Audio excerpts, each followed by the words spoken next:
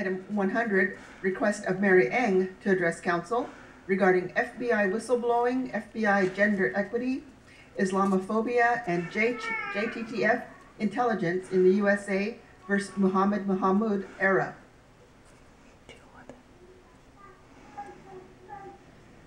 Good morning. Hi, Council. I have 3 deaths to State your name for the record, please. My name is Mary Rose Lenore Eng. That's E-N-G. I'd like to recognize 3 deaths before I begin with this proceeding. Number 1, the murder and death, rape, and mutilation of Jamie Larson outside PSU. I'd like to recognize the death of public defender Nancy Bergeson, and I would like to recognize the death of Aaron Swartz, information activist who I spoke about last November in the informational on technology. I am handing you some filings from the incredible office of Sadie and Wax.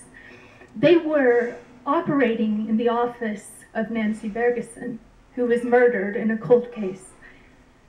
I'm very concerned about the rule of law in America.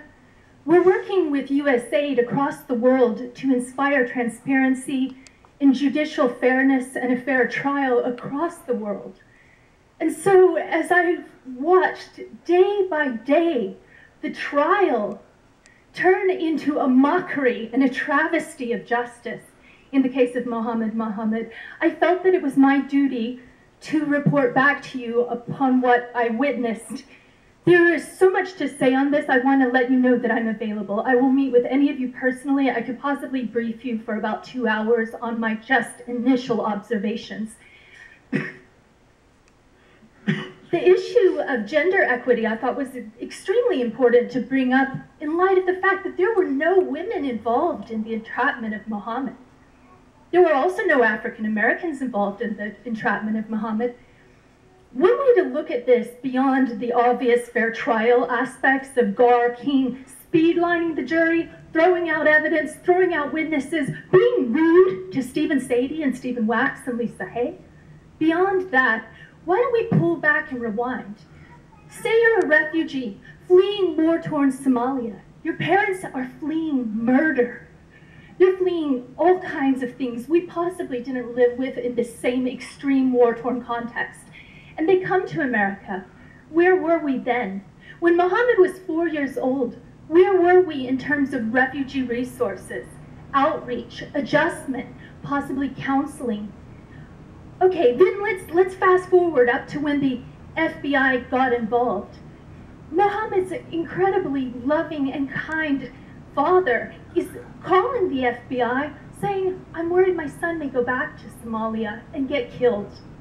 What did the FBI do? Instead of sitting down and talking with the parents, getting lawyers, getting counseling, getting intervention, the FBI provided a stalking and harassment by an agent provocateur, Bill Smith, who sent messages encouraging violence on American soil, which is absolutely unpatriotic and un-American from the FBI. I want a price tag. I wanted to get women involved with the FBI. The Islamophobia has to end. We have to pay attention to what's going on in New York City as well. With the restraining orders put on FBI, we need to let the Islamic community know how to get restraining orders when they're being stalked by FBI agents who are attacking their juvenile sons. The juvenile process. Yes, Mr. Hales, I've got a lot to talk with you about. Can we schedule an appointment? You need to wrap up. Can we schedule an appointment? You need to talk to my staff about scheduling an appointment because the council's got a lot on its calendar this morning. So. I'd like to read into the record 751574, the prisoner number of Muhammad, and advise you to pay attention to the upcoming appeals. Thank you. Thank you very much. Okay, next item, please.